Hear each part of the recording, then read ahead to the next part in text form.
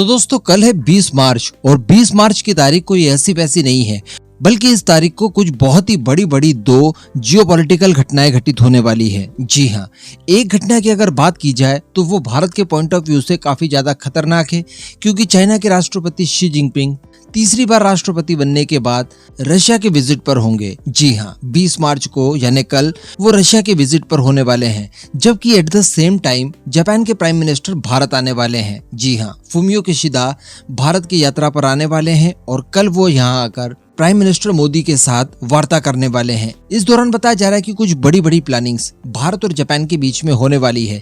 यहाँ पर कुछ ऐसे इंडिकेशन मिल रहे हैं कि चाइना काफी ज्यादा व्याकुल है, क्योंकि इस बार जो विजिट होने जा रहा है जापानीज प्राइम मिनिस्टर का भारत, इस दौरान पूरी तरह से फोकस किया जाएगा क्वाड की अगली प्लानिंग को लेकर, साथ ही इंडो पैसिफिक को लेकर कुछ नया प्लान अनवील करने वाले हैं जापानीज प्राइम मिनिस्टर।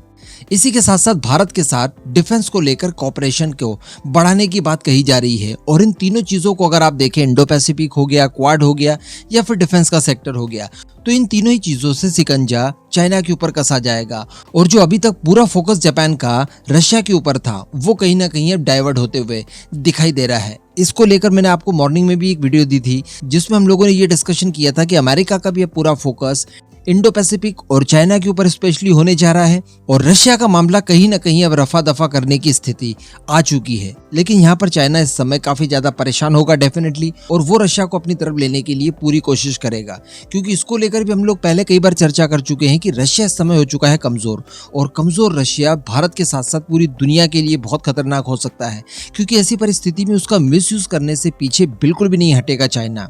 खैर, चाइना वहां पर जो कुछ भी करेगा वो अपनी जगह है, समय बता देगा और सारी चीजें निकलकर सामने आ जाएगी कि किस तरह की रणनीति चाइना और रशिया की इन फ्यूचर होने वाली है। लेकिन अगर स्पेशली बात की जाए भारत की और जापान की, तो भारत की तरफ से पूरी तरह से ग्रीन सिग्नल दे दिया है डिफेंस कॉपरेशन को हर हद तक बढ़ाने के लिए।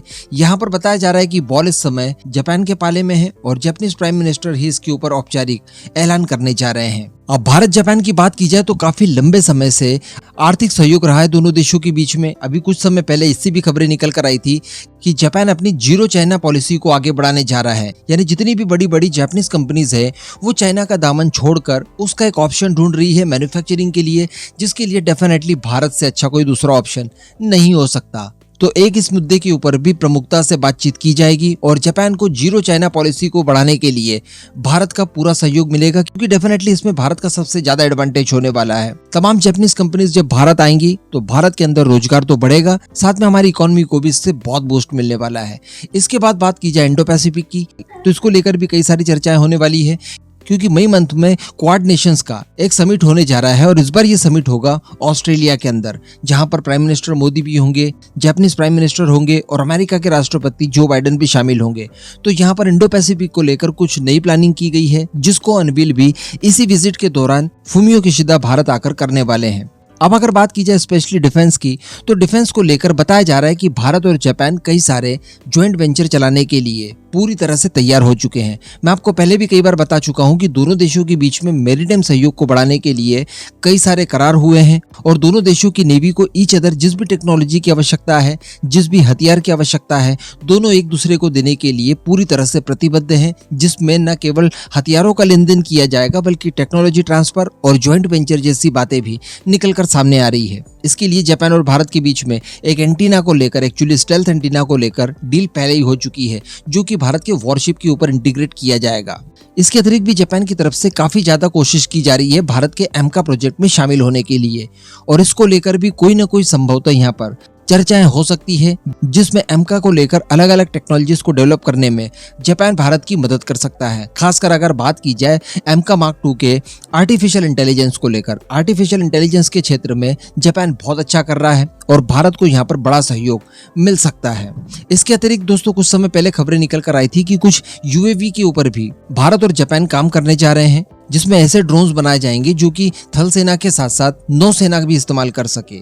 तो डेफिनेटली इसको लेकर भी यहाँ पर कुछ बड़े समझौते किए जा सकते हैं। इसके अतिरिक्त जापान अपना खुद का एरो इंजन बनाने के लिए प्रयास कर रहा है और उसको लेकर भी कोई ना कोई ज्वाइंट वेंचर की बात कही जा सकती है। आगे अगर देखा जाए तो भारत और जापान के बीच में सबमरीन को लेकर भी कोई ना कोई डील संभवतः हो सकती है। सबमरीन हम सभी जानते हैं कि भारत को अनिवार्य रूप से चाहिए इस समय। और अगर स्पेशली बात की जाए जापान की सोर्यू क्लास की सबमरीन, तो उसमें भारत ने इंटरेस्ट दिखाया था। भारत ने यहाँ तक का ऑफर दिया था कि आप हमारी प्रोजेक्ट 75I के लिए रिक्वेस्ट फॉर प्रपोजल जारी कीजिए, उसके आधार पर दोनों देश नेगोशिएशन करके सबमरीन की डील को पूरा कर लेंगे। इसके अतिरिक्त देखा जाए तो भारत और जापान के बीच में एक और चीज को लेकर काफी समय पहले एक एग्रीमेंट हुआ था, जिसके तहत भारत और जापान मिलकर, जिसमें जापान की तरफ से उनकी तोशिबा कंपनी शामिल होगी, वो भारत के अंदर लिथियम आयन बैटरी का उत्पादन करेगी, जिसे स्पेशली डिफेंस के क्षेत्र से जोड़कर देखा जा रहा है। और भारत के वो सारे डिफेंस इक्विपमेंट जहां पर बैटरी का इस्तेमाल होता है, पुरानी लीड एसिड बैटरी निकालकर उनके अंदर नई बनाई गई लिथियम आयन बैटरी का इस्तेमाल शुरू किया जाएगा, जिसमें हमारी मिसाइल सिस्टम्स हैं, हमारी सबमरीन्स वगैरह है, इन सभी के अंदर जितनी भी बैटरीज इस्तेमाल की जाती है उन सभी को रिप्लेस किया जाएगा। तो इसके लिए भी सहयोग दोनों देशों के बीच में काफी नेक्स्ट स्टेज तक जा चुका है।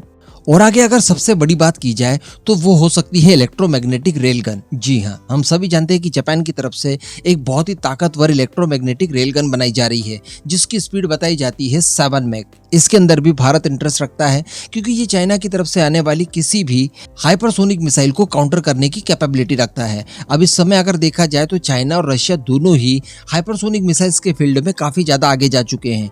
रशिया की बात की जाए तो वो दुनिया का पहला ऐसा देश है जिसके पास ऑपरेशनल हाइपरसोनिक मिसाइल्स मौजूद है, जो कि जापान के लिए काफी ज्यादा डेंजरस हो सकता है। इसी वजह से इलेक्ट्रोमैग्नेटिक रेलगन का निर्माण जापान द्वारा किया गया। शी जिनपिंग रशिया के विजिट पर जा रहे हैं, तो यहाँ पर भी हाइपरसोनिक टेक्नोलॉजी को लेकर कोई ना कोई इनके बीच में बड़ी साझगांठ हो सकती है। तो इसको लेकर भारत भी काफी ज्यादा अवेयर है, जापान भी है। और इलेक्ट्रोमैग्नेटिक रेलगन को लेकर भी एक्सपर्ट्स का मानना है कि भारत और जापान के बीच में कोई समझौता हो सकता है। डीआरडीओ इस तरह की इलेक्ट्रोमैग्नेटिक रेलगन खुद के बूते भी डेवलप कर रहा है।